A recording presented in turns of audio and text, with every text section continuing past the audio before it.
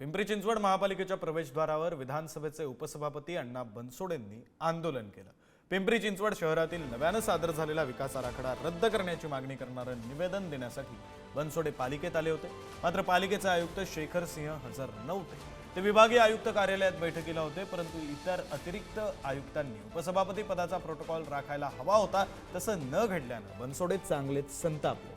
त्यामुळे बनसोडेंवर पालिकेच्या पायऱ्यांवर बसून आयुक्तांचा निषेध करण्याची वेळ आली। मी या प्रकरणाची मुख्यमंत्री आणि उपमुख्यमंत्र्यांकडे चौकशीची मागणी करणार असल्याचे बनसोडे म्हणाले।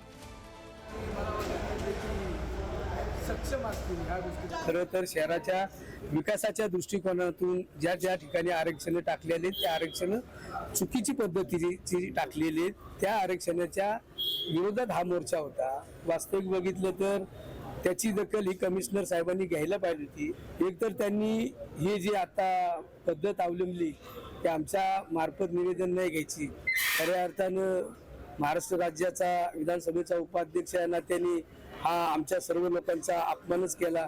आता हेच निवेदन आम्ही महाराष्ट्र शासनाच्या साठी मुख्यमंत्रीच्या दालनात जाऊन हे निवेदन दिले जाईल।